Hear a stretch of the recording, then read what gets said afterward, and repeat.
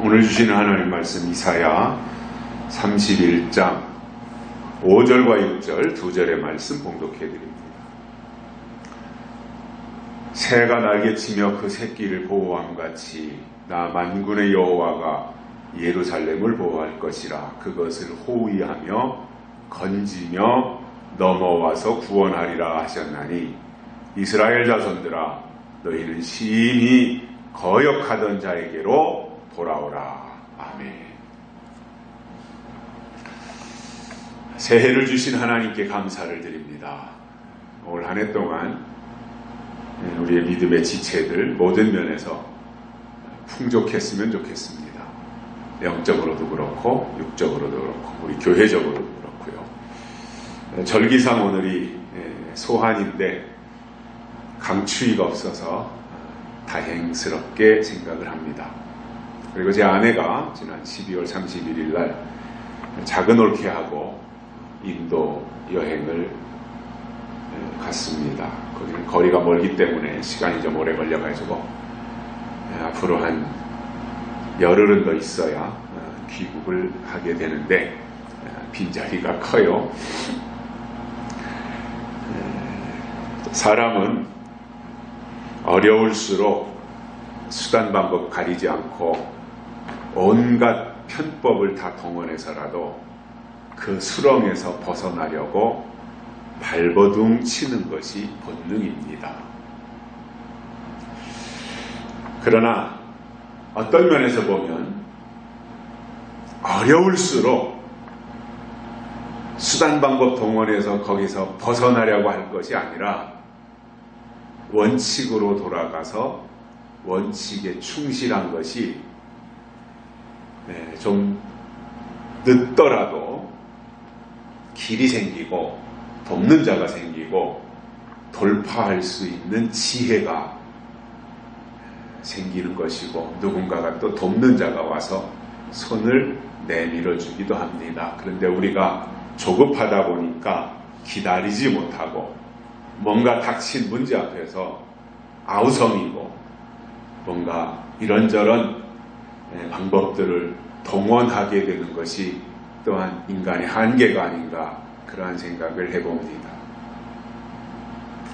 특히 우리가 신앙생활하는 데 있어서 광야와 같은 고난과 시련이 닥쳤을 때 하나님만 바라보면서 하나님의 보호 속으로 들어가고 기본에 충실하고 원칙을 잘 지키려고 하는 이 모습을 가지고 살면 하나님은 그의 중심을 보시고 위기에서 또는 어려움 가운데서 혼란 가운데서 건져주신다는 것입니다.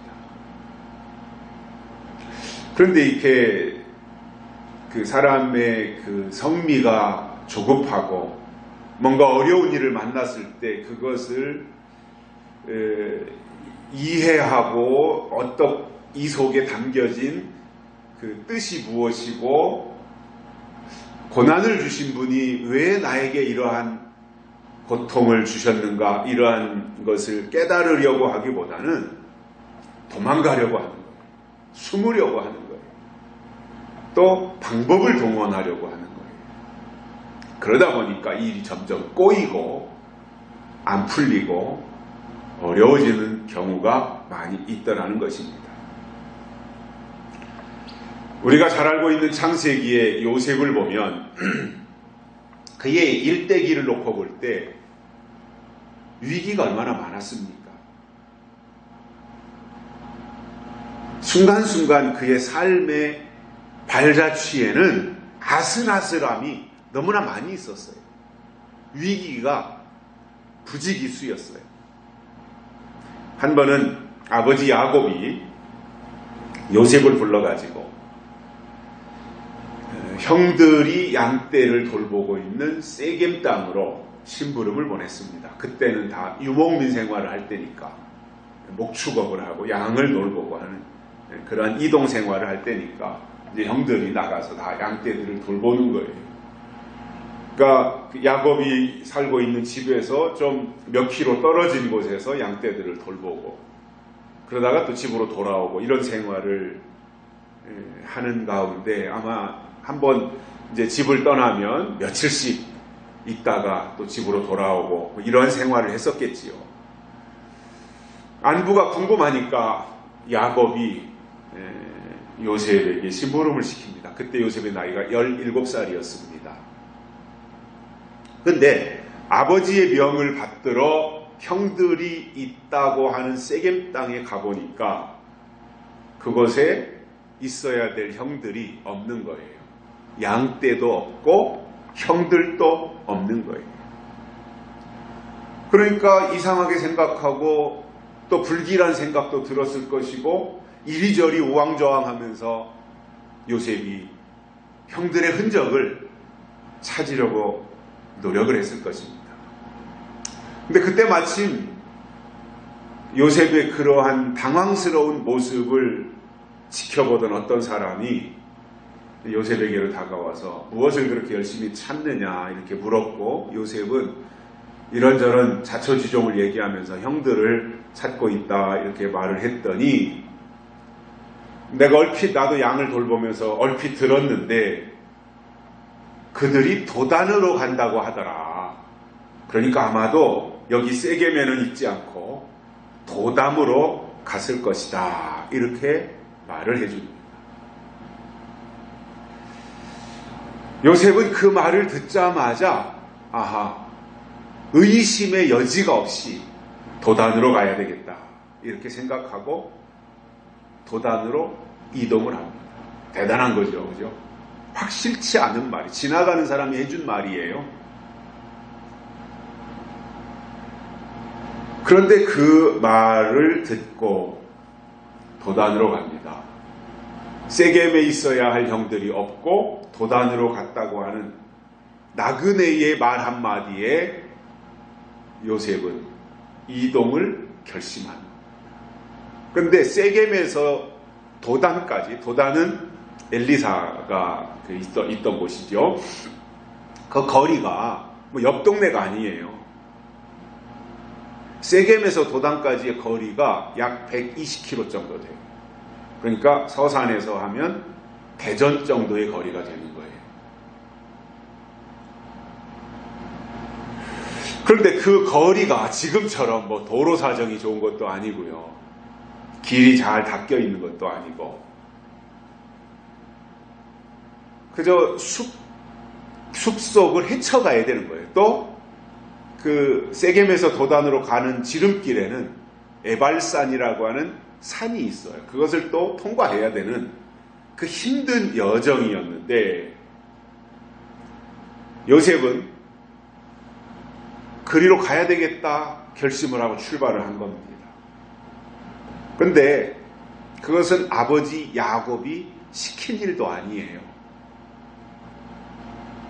그러나 요셉은 아버지가 형들의 안부를 궁금해하면서 심부름을 시켰다고 하는 그 한 가지, 아버지의 마음이 요셉에게 와 있었기 때문에 요셉은 아버지의 마음을 품고 형들이 갔다고 하는 그 도단을 향해서 믿음으로 출발을 했던 거예요. 어찌 보면 모험이에요. 저는 이 모습을 보면서 이것이 하나님의 사람들이 지녀야 할 선한 마음이다 이렇게 생각을 합니다. 아버지의 마음이 와 있어야 돼요. 하나님의 마음이 와 있는 게 믿음이에요. 그래서 요셉은 형들의 안부도 물론 중요하고 형들의 안부가 궁금하지만 그게 누구의 마음이냐면 아버지의 마음이었다는, 야곱의 마음이었다는 거죠. 그래서 아버지를 위해서, 아버지에게 좋은 소식, 기쁜 소식을 전달해 드리기 위해서 고난의 행군을 과감하게 시작했던 것처럼 우리도 하나님이 원하는 일이라면 어렵고 힘들어도 그 일을 해야 되고 그 길을 가야 된다는 거예요. 아브라함도 갈 바를 알지 못하고 떠났잖아요. 요셉도 갈 바를 알지 못하는 거예요. 지금 어디로 가야 될지, 도단이 진짜 형들이 머물러 있는 것인지 동서남북 어느 방향으로 갔는지 알지도 못하는 그 상황에서 그러한 결정을 하고 움직였던 것이고요. 그러한 요셉을 하나님이 끝까지 보호하셨고 견딜 수 없는 고통과 아픔 속에서 인고의 세월을 보냈지만 나중에 가서 보면 요셉을 하나님이 높이시는데 그 중심에 아버지의 법이 있었기 때문이고 하나님의 법이 있는 거기가 바로 예루살렘이었다라는 사실입니다. 지금도 마찬가지로 우리의 중심에 하나님의 법이 있으면 예루살렘이 되는 것이고 예루살렘은 오늘 본문 말씀처럼 하나님이 지키시는데 새가 날개치며 그 새끼를 보호하는 것처럼 그렇게 보호하신다는 것입니다. 오늘이 2019년도를 시작하는 첫 번째 주일인데 오늘 저는 올 한 해 동안 하나님의 특별한 보호 속에서 살자는 뜻에서 예루살렘을 하나님이 어떻게 보호하시는지 한 걸음 더 나아가서 요셉을 하나님이 어떻게 지키고 보호하셨는지 그리고 약속의 사람들을 하나님이 어떻게 지키실 것인지 이것에 대해서 세 가지를 깨닫고 은혜를 받겠습니다. 첫째로는 호위하신다 이렇게 말씀하고 있습니다. 5절 중간에 보면 예루살렘을 보호할 것이라 그것을 호위하며 이렇게 말씀하고 있어요. 호위해 주신다. 하나님이 호위무사가 되어주신다는 거예요. 요셉을 말씀드렸습니다마는 120km면 약 300리 정도 되는 거죠. 300리. 먼 길입니다. 지금 길이 잘 고속도로가 있어서 서산에서 출발해서 대전까지 가는데도 약 1시간 30분 정도 달려야 돼요. 고속도로가 생기기 전에 국도로 갈 때는 2시간 반에서 3시간을 가야 되는 길이에요.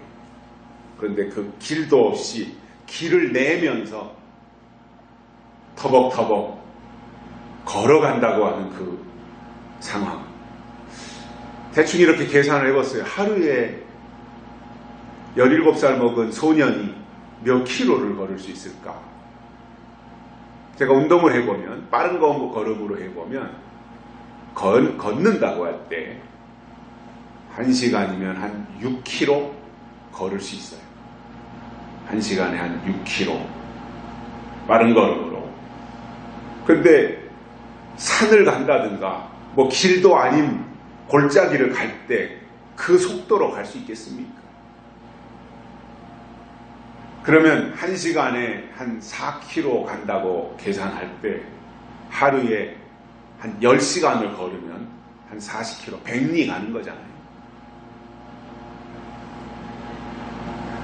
넉넉 잡고 쉬운 걸음은 아니에요. 그러니까 적어도 아무리 빨리 가도 한 4일 그러한 시간은 걸렸을 것이고요. 또 낮에는 밝으니까 그렇다 치더라도 밤이 되면 얼마나 무서웠겠어요. 뭐 이렇게 보호막을 가질 수 있는 것도 아니고 어디에 숨어서 바위 틈에 숨어서 이슬을 맞아가면서 밤을 지내야 되는 그 상황. 그리고 밤이 되면 온갖 들짐승들 천지가 될 것이고 늑대도 나타나고 온갖 무서운 것들이 다 주변을 에워싸고 있는 상황에서 그 밤을 나기가 얼마나 두려웠겠습니까? 얼마나 무서웠겠습니까? 근데 요셉을 보면 그 모든 것을 다 극복해내는 거예요. 낮에는 걸어가고 밤에는 모든 그 들짐승들로부터 나름대로 몸을 피할 수 있는 안전한 곳을 찾아 숨기고 그렇게 해서 극복해 가는데 그 이유는 오직 한 가지예요. 아버지가 심부름을 보내셨다. 아버지가 나를 형들에게 심부름을 보냈고 형들의 안부를 다 확인하고 돌아와서 보고하라고 하는 아버지의 마음, 그리고 아버지가 보냈으니 아버지의 일을 완수해야 한다고 하는 그 일념으로 요셉은 두려움을 극복할 수 있었다고 봅니다. 그래서요, 저는 그런 생각을 해봐요. 사람은요, 목표가 분명하고 뜻이 확실하면 두려울 게 없어요. 그 일제 식민지 시대에 독립군들이 있었잖아요. 독립군들. 그 중에서도 뭐 우리가 알고 있는 윤봉길 의사라든가 안중근 의사라든가 이런 분들을 뭐 일본 분들하고 싸우면서 그 도시락 폭탄을 만들어 가지고 던지고 붙잡혀서 옥에 투옥되고 고문을 당하고 이 온갖 독립군들이 당한 그 고통들이 얼마나 컸겠어요. 그런데 그들 속에 가지고 있었던 목표가 뭐냐면 조국의 독립이었어요. 독립을 위해서 내가 희생해야 된다. 독립이라고 하는 분명한 목표가 있었고 그 일에 내 한 몸 헌신해야 되겠다. 나라를 되찾기 위해서 희생해야 되겠다. 라고 하는 이 뜻이 확실하기 때문에 두려움이 없는 거예요. 일본군 그 무시무시한 서슬이 펄은 그 앞에서도 두렵지 않았던 거죠. 그래서 뜻이 없고 꿈이 없는 것이 문제가 되지, 이 두 가지가 확실하면 겁날 게 없어요. 믿음이 약한 게 문제지 사단이 강한 게 문제가 아니라는 거예요. 믿음이 없는 게 문제지 음녀나 거짓 선지자나 적그리스도나 미혹이나 이런 게 전혀 문제되지 않는다는 거예요. 하나님의 법이 내게 없는 게 문제가 되는 것이지 환난이 문제가 되는 게 아니라는 거예요. 하나님의 것이 내게 있으면 나머지 이 세상에서 내가 살아가면서 부딪히는 모든 것은 현상에 불과한 거예요.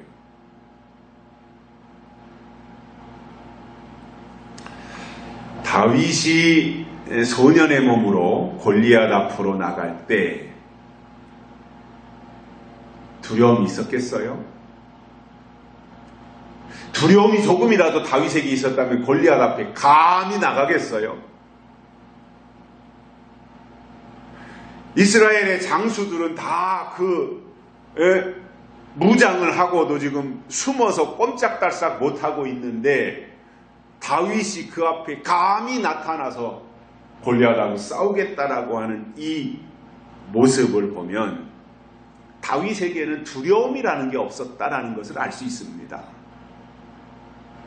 다만 다윗을 그러한 상황 가운데로 내몰았던 것은 하나님의 백성을 욕하고 하나님의 백성들을 조롱하고 하나님의 명예를 훼손하고 있는 골리앗을 처부사해야 되겠다. 저놈을 내가 가서 박살내야 되겠다. 골리앗이 얼마나 덩치가 큰지, 골리앗이 얼마나 장수인지, 골리앗이 얼마나 잘 싸우는지, 골리앗이 블레셋을 대표하는 대표 선수인지, 골리앗이 얼마나 갑옷을 투철하게 입었는지, 골리앗이 얼마나 힘이 센지, 골리앗의 군대 숫자가 얼마나 많은지, 그것은 다윗에게 계산의 방법이 아니에요. 계산의 대상이 아니었어요. 그것은 다윗에게. 다만 다윗에게는 뭐예요? 저 나쁜 놈이, 저 골리앗이라는 저 나쁜 놈이 감히 하나님을 모욕한다라고 하는 그 마음으로 뛰쳐나가서 성문을 열고 골리앗에게로 달려갔던 것입니다. 그러한 다윗을 하나님이 지켜주실 수밖에 없는 거잖아요. 호위무사가 되주실 수밖에 없는 거잖아요. 그래서 우리가 하나님을 위해서 살면 하나님은 우리를 호위해 주신다 이거예요. 우리가 하나님의 마음을 가지면 하나님은 그를 지켜주신다 이거예요. 우리가 하나님의 뜻을 이루고자 하면 하나님은 그를 보호해 주신다는 사실. 근데 저는 그냥 대한민국 땅에 살고 있는 보통 사람이잖아요. 제가 무슨 대단한 정치인도 아니고 대기업의 회장도 아니고 그냥 평범한 시민이잖아요. 그러니까 저는 대전을 가든 군산을 가든 아니면 저 부산을 가든 제주도를 가든 강원도를 가든 저를 호위하거나 경호하는 사람이 아무도 없어요. 그런데 대통령을 보면 주변에 항상 경호부대가 있어요. 국내 어디를 가도 그렇고 외국을 나가도 그렇고 경호부대가 있어서 철저하게 지켜줍니다. 그만큼 중요하기 때문이죠. 몇 년 전에 내포의 충남 도청이 이제 들어서고 도청 이전을 한 후에 이제 모든 도의 업무가 내포로 오고 준공식을 할 때 박근혜 대통령 때였죠. 그게 박근혜 대통령이 이제 대통령으로 계실 때 안희정 씨가 도지사로 있었고 그 도청 개청식 하는 날 이제 박근혜 대통령이 내포에 오는 거예요. 그때 저도 내포에 있었는데 그 주변에 경호원들이 쫙 깔려 있어요. 사복한 사람도 있고 또 무장을 한 사람들도 있고 쫙 깔려 있어요. 철저하게 경호가 되는 거예요. 근데 시간이 거의 되니까 이제 헬리콥터가 오는데 헬리콥터가 한 대가 오면 저기에 대통령이 타고 있다. 이게 표적이 되잖아요. 그러면 어디서 포를 쏜다든가 해서 격추시킬 수 있잖아요. 그러니까 항상 그런 것에 대비해서 헬리콥터가 3대 정도가 오는 거예요. 어느 비행기에 대통령이 타고 있는지 모르게. 그리고 그것이 똑같이 다 착륙을 하고 그 중에 하나에서 대통령이 내리면 자동차로 옮겨 타고 행사장까지 가는 거죠. 그 과정이 철저한 엄호, 경호 이 속에서 이루어지는 거예요. 우리나라를 대표하는 중요한 분이기 때문에 그렇게 지키는 거죠. 마찬가지로 우리가 하나님 앞에 그렇게 중요한 인물이 되고 예루살렘의 신앙을 가지면 하나님은 그가 중요하기 때문에 그가 소중하기 때문에 철저하게 호위해 주신다는 사실이에요. 그래서 하나님이 우리를 지켜주신다면 그 이상 어디 부러울 게 있겠습니까? 하나님이 이렇게 대통령보다도 더 중요한 인물로 여겨서 하나님이 그렇게 철저하게 호위하신다면 겁날 게 뭐가 있겠습니까? 근데 누구를 그렇게 호위하신다는 거예요? 예루살렘. 그렇게 하나님이 호위하신다라는 겁니다. 그래서 우리가 예루살렘의 신앙을 가져야 된다라는 거예요. 두 번째로는 건져주신다라는 겁니다.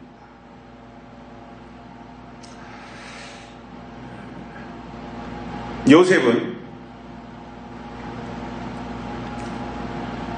그 먼 거리를 세겜에서 도단까지 가니까 진짜 형들이 있는 거잖아요. 근데 요셉이 형들을 먼저 본 게 아니라 형들이 요셉을 먼저 봐요. 성경을 보면 창세기에. 형들이 보니까 저 멀리 오는데 요셉인 거예요. 그러니까 뭐라 그래요? 형들이 10명이 있다가 저기 꿈꾸는 자가 온다. 이렇게 이야기를 하는 거예요. 그리고는 요셉이 오자마자 요셉을 붙잡아서 요셉이 오는 것을 보면서 모의를 하죠. 저놈 죽여버리자 저거. 꼴도 보기 싫은데. 그런데 그때 마침 그 르우벤이라고 하는 형이 죽일 것까지는 없지 않냐. 죽이지는 말자. 그래도 우리 배는 다르지만 형제인데 또 아버지가 사랑하는 동생인데 죽이지는 말자. 그리고는 르우벤에 의해서 다른 형들은 요셉을 죽이려고 했는데 르우벤에 의해서 요셉은 죽지 않고 구덩이로 던져지는 거예요. 근데 사실상 현장에서 잡아서 목을 따서 죽이나 구덩이에 집어 던져서 먹을 것도 없고 거기서 말라 죽거나 죽는 건 어차피 똑같은 거잖아요. 며칠 차이는 있겠지만. 근데 그때 마침 요셉을 살릴 하나님의 계획이 나타나서 애굽의 장사꾼들이 그 근처를 지나갑니다. 그 장사꾼들은 이제 노예도 사가고 하니까. 그래서 요셉을 은 20에 팔아버리죠. 그래서 구덩이에서 나와서 애굽으로 팔려가는 거죠. 그러니까 구덩이에 빠졌을 때 구덩이에서 건져내신 하나님. 여러 가지 살아가면서 어려움을 만날 수 있고 위기를 만날 수 있지만 아버지의 마음을 품고 있는 사람은 그러한 상황 가운데서도 하나님이 건져내신다 이겁니다. 사람은 위기 속에 던질 수 있어요. 근데 하나님은 그 가운데서 건져내시는 하나님이시다 이거예요. 우리가 잘 알고 있는 다니엘의 세 친구가 풀못불에 들어갑니다. 평소보다 7배나 더 뜨겁게 했다고 그랬으니까 그 풀무가 얼마나 뜨거웠겠어요. 쇠라는 쇠는 다 녹여버리는 그 풀무입니다. 7배나 더 뜨거우니까 참 말로 다 할 수 없는 거지. 이제 붙잡아가지고 어느 날 왕이 보는 앞에서 신하들이 다 보는 앞에서 이 세 친구를 밧줄에 매가지고 사형시키는 거잖아요. 풀목불에 집어 던지는 거예요. 그 불이 얼마나 뜨거웠던지 근처에 가서 세 사람을 풀목불 속으로 집어넣던 사람들까지도 끝을 넣었어요. 다 죽었어요. 그런데 놀라운 사실은 풀목불 속에 들어간 세 친구는 죽지 않고 살아서 풀목불 속에서 움직이고 있더라는 거죠. 놀라운 광경이에요. 그런데 더 놀라운 것은 3명이 들어갔는데 4명이서 춤을 추고 있는 거예요. 그 불구덩이 안에서. 머리카락 하나 끝을 넣지 않고 옷 하나 타지 않고 묶었던 밧줄은 풀어졌고 다 녹아내렸는데 아무런 이 화상이라든가 이런 것이 없는 상태의 왕이 눈이 뒤집어지는 거죠. 이게 도대체 어떻게 된 일이냐.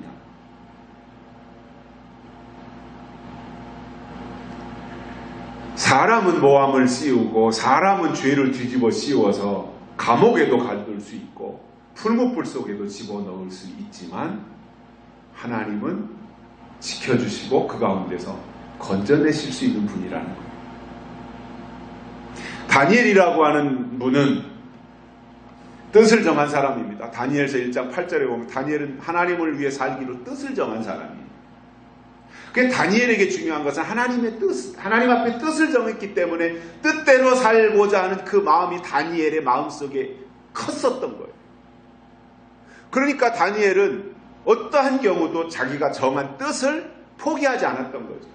그런데 다니엘을 모함하는 주변의 많은 사람들이 다니엘이 하나님을 섬기고 하나님을 위해서 날마다 기도하는 그 모습을 알기 때문에 다니엘을 잡기 위해서 금신상을 만들고 금신상에게 절하는 법을 만들었던 거잖아요. 그거는 표적법입니다. 표적법. 다니엘을 잡기 위한 표적으로 삼은 법이에요. 다른 사람들은 다 절을 하는데 다니엘은 자기 골방에 들어가서 기도하는 거예요. 그런데 그 표적법을 만들어 놓은 사람이 지금 다니엘을 표적 삼고 그 법을 만들었는데 다니엘을 감시하지 않겠어요?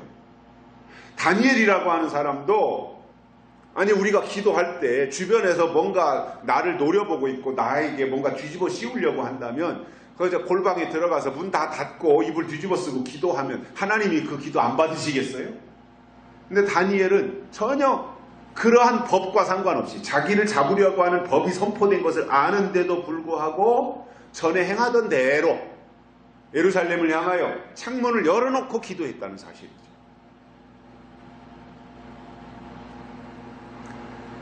그 결과 다니엘은 붙잡혀서 사자굴에 들어갑니다.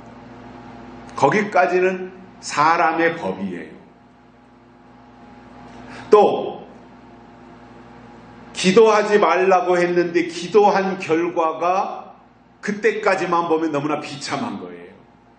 사자의 밥이 된다고 하니 얼마나 비참한 거예요.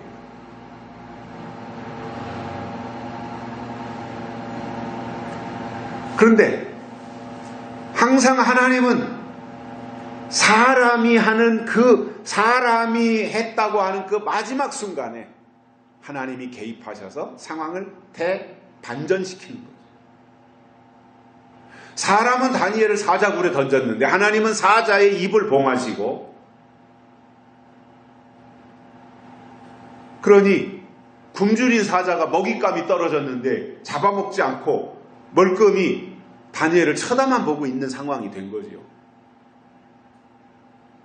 그것을 밖에서 지켜보던 왕이 얼마나 놀랐겠습니까?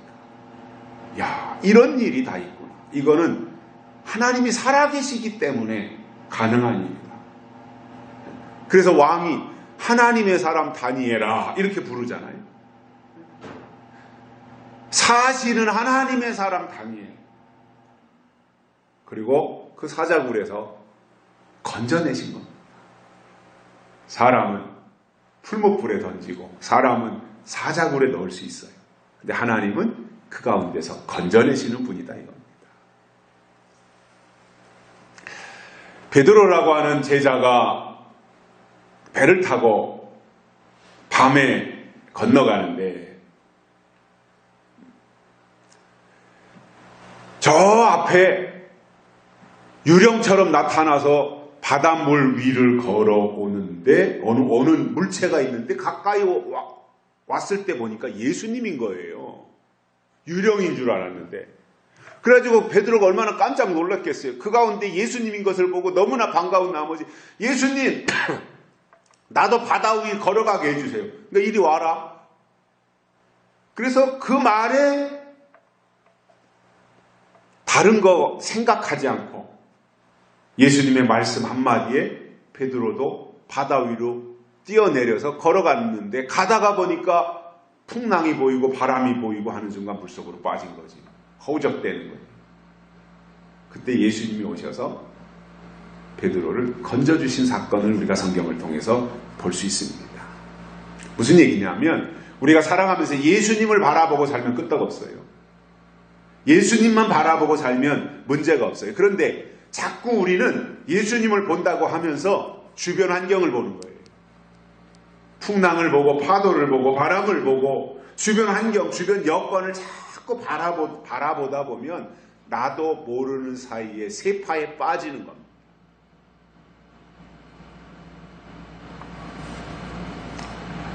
안 빠지면 더 좋은데 빠지잖아요.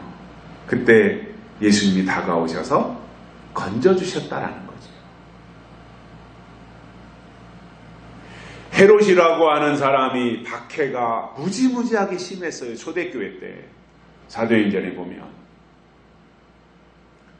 근데 이 베드로가 복음을 전하다가 감옥에 갇힙니다. 그때 예루살렘 교회가 베드로를 위해서 기도했다고 되어 있어요. 베드로가 감옥에 붙잡혀간 거예요. 베드로가 붙잡혀서 감옥에 들어간 거예요. 그것을 교인들이 다 본 거예요. 그러니까 베드로를 위해서 기도한 거예요. 그랬더니 밤에 하나님의 천사가 나타나서 베드로를 구출시켜줍니다. 건져낸 겁니다.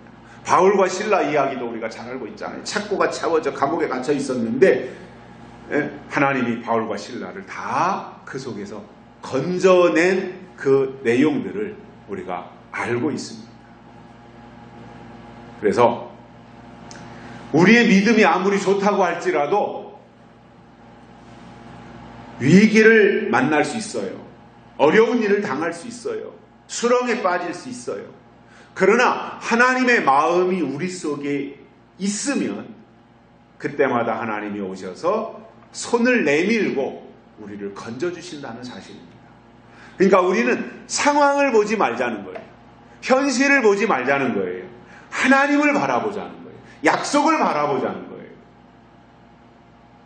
그리고 하나님의 뜻이 늘 내 마음속에 있어야 돼요. 이게 중요한 부분이에요. 세 번째로는 넘어와서 구원하신다. 이렇게 되어 있습니다. 넘어와서 구원하신다.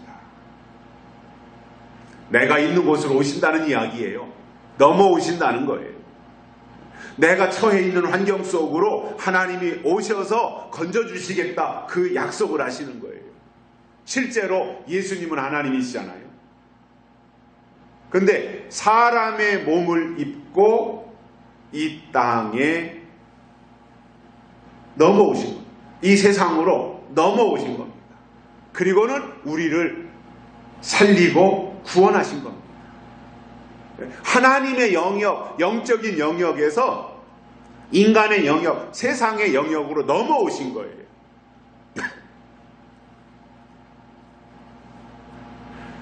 실제로 성령이 우리에게 오시는 것도 하나님의 영역에서 인간의 영역으로 오시는 거잖아요. 그래서 우리에게 성령을 보내주시는 거예요. 말씀을 주시는 것도 마찬가지예요. 영이신 하나님이 사람의 말과 사람의 언어를 통해서 찾아오셔서 우리에게 깨닫게 하시는 거예요. 그래서 우리에게 넘어와서 구원하시는 이것이 중요한데, 그렇다면 지금 이 시대에 무엇으로 어떻게 우리를 구원하시는가? 이것에 대해서는 계시록 7장에 나오는 말씀처럼 하나님이 인을 치시고 황충이와 마병대가 나타나는 환난에서 구원하여 주신다라는 거예요. 이게 마지막 하나님의 역사인 거잖아요. 자, 하나님이 애굽 땅에 살고 있는 히브리 민족을 구출해내실 때도 모세를 통해서 넘어오셔서 구원하신 거예요.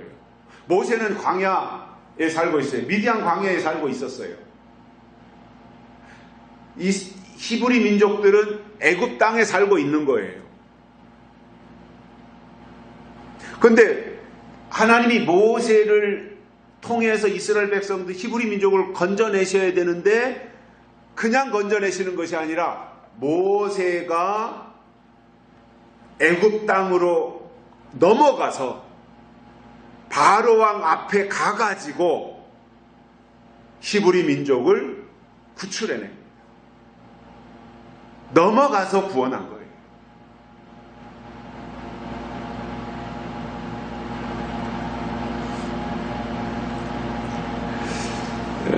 우리 죄 가운데 있는 인간을 하나님이 구원하실 계획을 세우시고 우리를 살리시는데, 그때도 예수님이 인간의 역사 속에 넘어오셔서 구원하신 겁니다. 역사 속에 들어오신 거예요. 개입하신 거예요. 마찬가지로 마지막 재림 때도 하나님은 하나님의 영을 보내셔서 인을 치시는 거예요.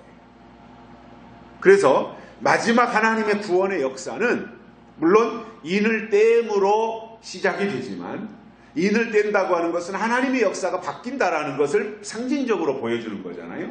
이제 시대가 바뀐다. 은혜 시대가 이제 은혜 시대의 모든 제도나 은혜 시대의 모든 시스템이 아니라 이제는 계시록에 의해서 모든 것이 이루어진다라고 하는 것을 인을 떼는 것을 통해서 단계 순서로 보여주신 것이고, 실질적인 하나님의 역사는 인을 치는 것에서부터 시작이 되는 거거든요. 그래서 인을 치실 때 인을 맞은 자들이 환난을 이겨내고, 환난을 이긴 자들을 위해서 예수님이 이 땅에 재림하셔서 천년왕국으로 들어가는 구원을 이루신다는 겁니다. 이게 하나님의 마지막 구원의 역사인 거예요.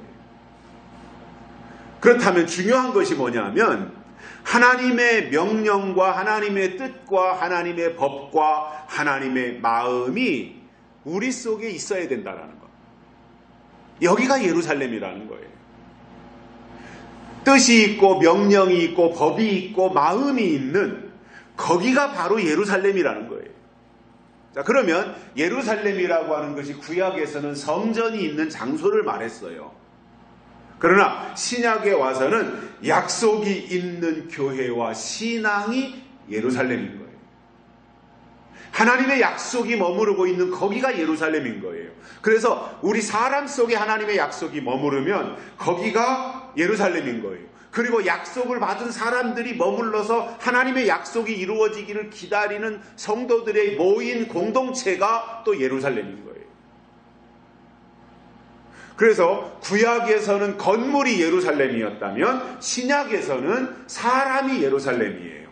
구약에서는 법궤가 있는 건물 성전이 예루살렘이었다면 신약에서는 하나님의 약속의 말씀이 움직이는 법궤로 살아있는 법궤로 우리 가운데 임해서 그 가운데 저장하고 보관하고 모시고 있는 그 심령이 예루살렘이라. 그래서 구약에서 예루살렘이 중요했던 것은 거기에 하나님의 성전과 법궤가 있었기 때문에 중요했던 거예요. 그러면 이 예루살렘에 대해서 스가랴 선지자는 스가랴 8장에서 예루살렘은 진리의 성읍이니 이렇게 말씀했어요. 그러니까 진리가 있으면 예루살렘이다 이 말이에요. 예루살렘은 진리의 성읍이다. 예루살렘에 진리가 있다라는 거죠. 이 말을 바꿔 말하면 진리가 있어야 예루살렘이다. 그런데 이 진리라고 하는 것은 영이잖아요.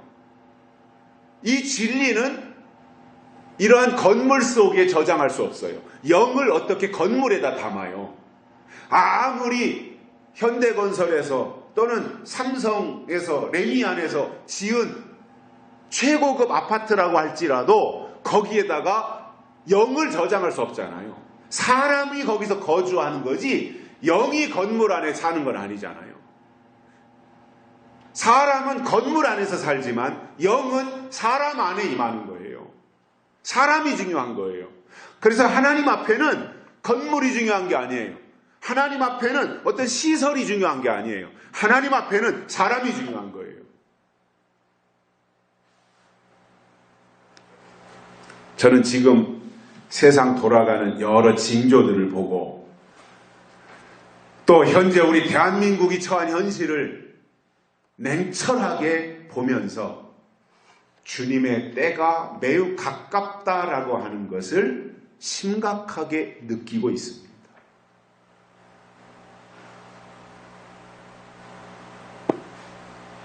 우리나라 밖의 상황도 녹록치 않아요. 작년까지는 미국이나 일본이나 이런 유럽 선진국가들이 여러 가지로 일자리라든가 이 성장률이 좋았어요.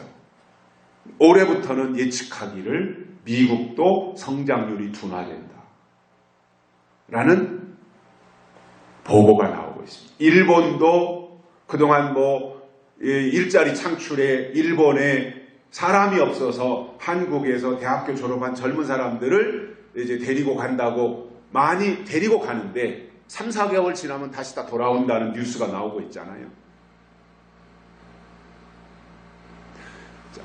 국제 정세도 녹록치 않아요. 중국 멀지 않아서 심각한 경제 위기를 맞이할 거예요. 왜냐? 이런 민주주의 국가는 사회가 돌아가는 시스템이 자유시장 경제에 맡겨서 나름대로 기업이 사기업이잖아요. 사기업. 삼성이든 현대든 우리나라 SK든 다 사기업이잖아요. 사기업. 사기업에서 모든 일을 연구를 하고 개발을 하고 수출을 하고 그러다 손해를 봐도 사기업에서 손해를 보는 거예요. 근데 중국은 뭐예요? 중국은 다 국영기업이에요. 샤오미든 뭐든 이 중국의 유명한 전자회사라든가 이런 굵직한 회사들이 다 국영기업체입니다. 국가가 운영하는 거예요. 그러니까 뭔가 이 수치를 올리기 위해서 막대한 중국의 국가 돈을 그런 데다가 엄청나게 투자를 하는 거예요. 투입을 하는 거예요. 그런데 중국의 국가 부채가 굉장히 높아요, 지금. 중국의 국가 부채율이. 그러다 보니 미국에서 중국의 어떠한 압력을 조금만 가하면 중국이라고 하는 이 경제는 이 굉장히 저변이 약하기 때문에 이게 경쟁력이 약한 거예요. 왜냐하면 사기업에서 개발을 하고 사기업에서 연구를 해야 이것이 경쟁력이 있는데 국가에서 다 주도해서 하다 보니까 어느 부분 하나가 무너지면 다 무너지는 거예요. 이러한 구조가 중국 경제 구조입니다. 그래서 그 세계 학자들은 경제학자들은 중국의 경제가 심각하다. 중국의 위기, 중국의 경제 성장률이 그동안에는 8%대, 7%대 이렇게 됐어요. 그런데 올해는 그 수치가 굉장히 떨어질 거라고 하는 예측들이 나와요. 그러면 그 여파가 이제 국제적인 그러한 여파가 국제 정세가 올해는 다 어려워지는데 그렇다면 똑같이 수출로 먹고 사는 우리 대한민국도 어려워질 수밖에 없는 상황이 되는 거잖아요. 근데 이 어렵다고 하는 것이 그냥 단순히 경제적으로 어려운 것만 생각하면 안 됩니다. 물론 그게 우리가 육신이 살아가는 데 경제적인 부분이 중요하지만 우리의 수출이 좀 둔화된다든가 국제사회에서 경쟁력이 떨어진다든가 지금도 굉장히 아슬아슬하고 근근히 지켜가고 있는데 만약에 미국에서 우리나라에 세컨더리 보이콧을 해가지고 금융제재가 들어온다면 우리나라도 굉장히 심각한 상황이에요. 언제 금융제재를 미국의 트럼프 대통령이 우리 대한민국에 가할 것이냐, 이 철강이라든가 자동차 수출이라든가 반도체 수출이라든가 이런 것에 대해서 관세를 미국에서 얼마나 또 올릴 것인가, 이러한 것에 의해서 우리나라의 올 한 해의 경제가 현상 유지를 하는지 아니면은 굉장히 더 어려워질지가 지금 가늠이 되고 있는 상황이지요. 이게 일반적인 의미의 세계 정세, 그 세계 정세 가운데서 우리 대한민국이 처한 상황. 그런데 그 가운데서 또 한 가지 육적으로 보면 하나님의 선민이라고 하는 셈족의 후손이잖아요. 셈족의 후손이 하나는 벨렉 족속으로 가서 히브리 민족을 이뤘고 한쪽은 욕단 족속이 동쪽으로 와서 한반도에 와서 한민족을 이룬 거예요. 이건 다 역사적으로 증명이 된 거지요. 자, 그러면 이 대한민국이라고 하는 나라가 셈족의 후손이니까 뭔가 셈족은 선민이고 해야 될 일이 있는 거예요. 사명이 있다라는 거지요. 그런데 이 대한민국이 하나님의 마지막 역사를 이루어야 될 이 대한민국이 지구촌에 살고 있는 세계 나라가 한 230개 정도 돼요. 그 가운데서 최악의 인권 말살을 자행하면서 무신론에다가 종교를 탄압하고 종교 자체를 인정하지 않는 3대 세습 독재 정치, 그리고 그 3대가 다 신격화되어지는 이러한 북한 김정은 사회주의 집단과 손을 잡으려고 하고 있는 이 모습은 대단히 잘못된 것.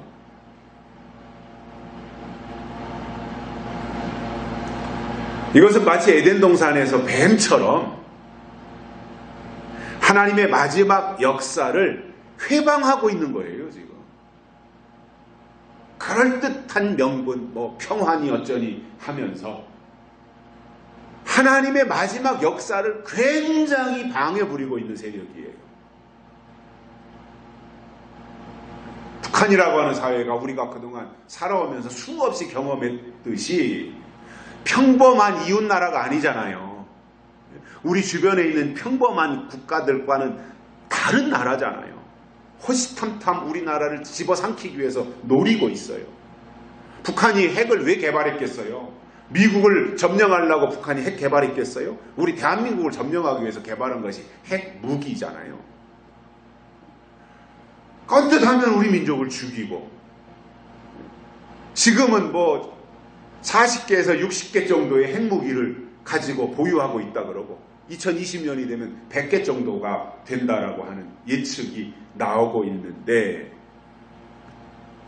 마치 이 문재인 정권은 그동안 북한과 우리나라가 아무런 일이 없었던 것처럼, 북한에 우리나라를 도발했던 적이 없는 것처럼 그냥 다른 나라를 대하듯이 북한을 향해서 그렇게 처신을 하고 있고, 그저 손을 잡고 평화의 세계를 향해서 나가자고 호들갑을 떨고 있는 꼴이 볼썽사나운 거예요.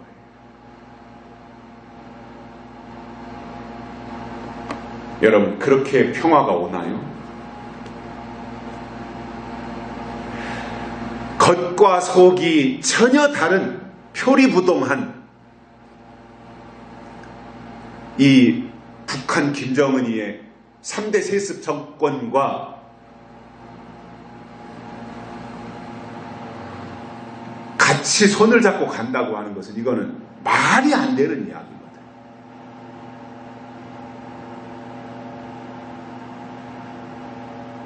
냉정하게 생각할 때 저는 그렇게 생각을 해요.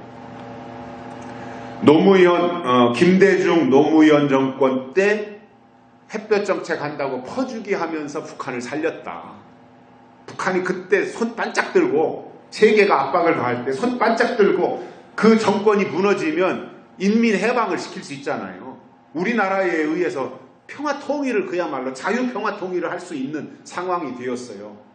그때 뭐 핵 개발에 전념하느라고 배급도 못 나눠주고, 그래서 고난의 행군으로 그때 뭐 북한 사람들 수십만 명이지 뭐 100만 명이지 얼마가 굶어 죽었다 그러잖아요. 그때 김대중 정권이 들어서지 않고 보수 정권, 그때 김대중하고 이해창하고 붙었을 때인데, 이해창이가 대통령이 되어가지고 햇볕 정책 안 하고 계속해서 미국과 손잡고 압박 정책을 했다면 북한 그때 붕괴됐어요. 근데 코너에 몰아놓고 이제 코너에 몰인 쥐새끼 요거 잡으려고 했는데 김대중이 대통령이 돼가지고 햇볕 정책 한답시고 퍼주기 하면서 북한이 살아난 거예요. 그래서 노무현으로 이어지면서 계속 퍼주기 하니까 몇십 조를 갖다 줬다 그러잖아요. 이건 다 사실로 드러난 내용이니까. 그러다가 이제 다시 이명박 박근혜로 이어지는 보수 정권 들어서면서 북한에 대한 세계가 압박을 가하는데 같이 손을 잡고 우리나라가 압박을 했어요. 그래서 박근혜 대통령 때 개성공단 철수 다 했잖아요. 대북 제재를 하기 위해서. 북한에 우리 국민들을 북한 개성공단에다 남겨놓고 세계가 압박을 가하면 북한에서 우리 국민들을 다 인질로 잡고 협상하자고 나올 거 아니에요. 그러면은 협상이 안 되잖아요. 우리 국민 인질로 잡혀있는데. 그러니까 박근혜 대통령이 결단을 하고 개성공단에서 다 철수시켰던 거지요. 그러면서 압박을 가하니까 또 북한이 어려워져서 코너에 몰린 거예요. 세계가 또 다 계속 압박을 가했으니까. 그래가지고 또 손들만한데 문재인이 또 들어서가지고 평화쇼를 하고 있는 이 상황이 되다 보니, 이게 그렇지 않으면 통일이 되어서 고통당하고 있는 북한의 국민, 백성들을, 인민들을 해방시키고 통일을 시킬 수 있는 상황을 조성할 수 있었던 기회가 왔었는데, 이런 좌파 정권들이 들어서면서 노동당이나 김정은이는 위하는데 국민, 백성들은, 인민들은 더 핍절한 생활로 만들어서 통일을 더 어렵게 만들어 놓고 있어요.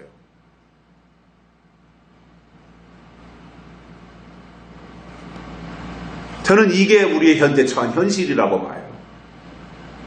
또 제가 바라보고 있는 대북 어떠한 정책에 대한 저의 평가이기도 합니다. 저는 그 관점에서 보는 거예요.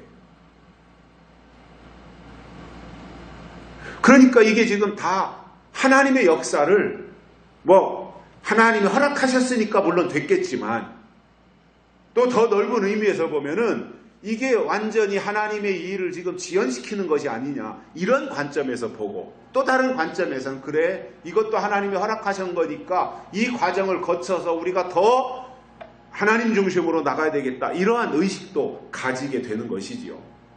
또 한 가지는 영적으로 볼 때 우리 욕단 족속의 사명이 예수님이 이 땅에 다시 오시는 통로가 되는 거예요. 그래서 예수님이 다시 오시는 그 일에 길표가 되고 팻말이 돼야 되는 것이 우리 대한민국이에요. 그게 우리의 사명이에요. 그런데 이상할 정도로 우리나라의 교회들이 아무런 목소리를 내지 못하고 예수님의 재림에 대해서 말하지 못하고 우리가 어떻게 다시 오시는 예수님을 맞이할 수 있는 준비를 해야 되는 것에 대해서 전혀 목소리를 내지 못하는 거예요. 그러다 보니까 오히려 사회적으로 지탄을 받고 있습니다. 교회가 짓밟히고 있습니다. 마치 초림 때 이스라엘이 메시아에 대해서 무덤덤하고 무감각했던 것처럼 지금 우리나라가 그와 너무나 흡사하다라고 하는 것을 볼 수가 있습니다.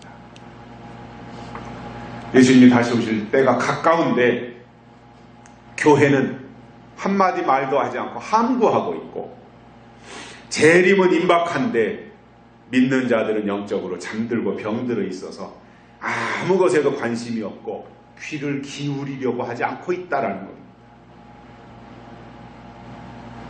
정상이 아니지요.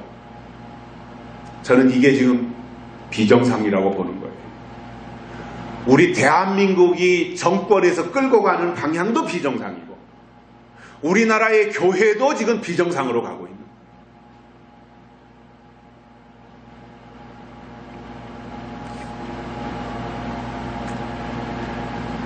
그래서 우리가 영적으로 이러한 모든 것들을 볼 때에 교회는 세상의 빛과 소금의 역할을 해야 돼요. 그리고 어두울 때 등불의 역할을 감당하면서 어둠을 밝혀야 되는 것이 교회의 사명이에요. 부패하는 것을 막아야 되는 것이 교회의 소금의 역할인 거예요. 그런데 어둠이 뭔지, 변질된다는 게 뭔지, 썩어 문드러진다는 게 뭔지, 빛이 뭔지 모르다 보니까 황충이 나오고 환란이 시작되는데도 알지 못하고 있더라는 거예요. 알지 못하는데 준비하겠습니까? 지금은 바울이 로마서에서 말씀한 것처럼 자다가 깰 때가 벌써 되었다라는 그 시점이라고 봅니다. 자다가 깰 때 빨리 이제 그만 자고 빨리 일어나 그때가 아니라 벌써 깨어났어야 된다는 거예요. 자다가 깰 때가 벌써 되었다라는 거예요. 그래서 깨어야 되고 깨어 있어야 할 때가 되었는데 반대로 점점 더 잠들고 있고 영적으로 점점 더 무지해가고 있고 점점 더 병들어가고 있다는 것. 중요한 것은 이론적으로 예수님이 다시 오신다는 것을 아는 게 아닙니다. 이론적으로 지식적으로 내가 머리로 귀로 들어서 예수님이 다시 오신대 이것을 아는 정도가 아니라 구체적으로 슬기로운 다섯 처녀처럼 그릇에 기름을 준비하는 게 재림을 기다리는 자들의 실질적인 삶의 모습인 거예요.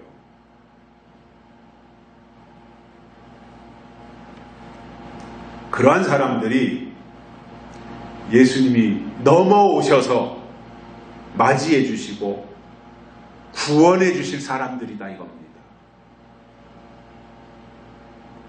그래서 예루살렘 신앙이 되면 하나님이 이렇게 세 가지로 지켜주실 것이다. 이렇게 말씀하면서 결론으로 6절에서 이런 말씀을 주십니다. 이스라엘 자손들아, 자, 상황이 이렇게 전개되고 하나님이 이렇게 구원하실 것이니 이스라엘 자손들아 너희는 심히 거역하던 자에게로 돌아오라 이거예요. 무슨 말이에요? 그동안 너희는 하나님을 계속해서 거역만 하지 않았느냐? 너희는 하나님을 거역하던 백성 아니냐? 어떻게 거역했어요? 뜻대로 하지 않은 게 거역한 거예요. 그분의 뜻대로 하지 않은 게 거역한 거예요. 그분의 뜻대로 하지 않은 게 불순종한 거예요. 또 예루살렘의 신앙을 가지지 않는 것이 거역한 거예요. 그래서 이렇게 예루살렘을 하나님이 이렇게 보호할 것이니까 너희는 더 이상 하나님을 거역하지 말고 이제라도 빨리 너희가 거역하던 그 하나님이 누구신지 알고 거역하던 그분에게로 빨리 돌아와라 이 말이에요.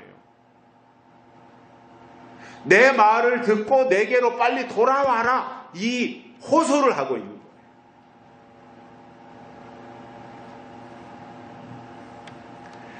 그렇다면 우리의 신앙이 하나님께 소속이 되어서 이 시대에 내려주시는 말씀을 온전히 받아서 하나님의 뜻을 거역하지 말고 하나님의 뜻대로 행하고 하나님의 법대로 하나님의 약속대로 행하면서 하나님의 마음이 우리 가운데 와서 머무를 수 있는 그런 예루살렘의 신앙으로 살아갈 수 있기를 주의 이름으로 축복합니다.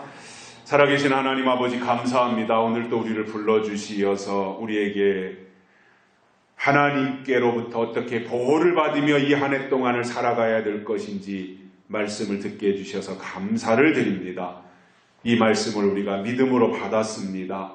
이 말씀 그대로 우리가 하나님을 위해서 살아가게 해주시고 하나님의 기쁨이 되게 하시며 무엇보다도 하나님의 선한 마음이 우리 가운데 임하여 하나님의 뜻을 이루며 살아갈 수 있는 저희들 되도록 복을 내려 주시옵소서.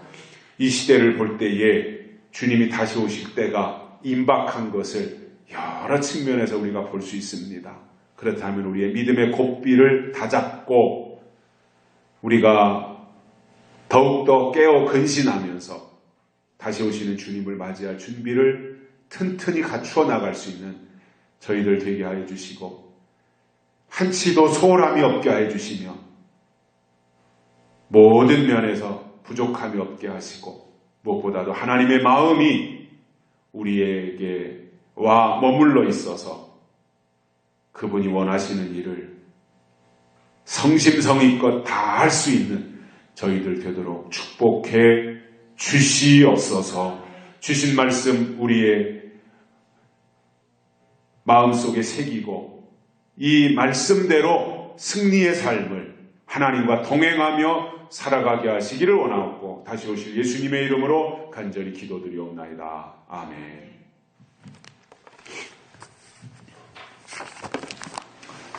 486장 보시면서 헌금 드리시겠습니다.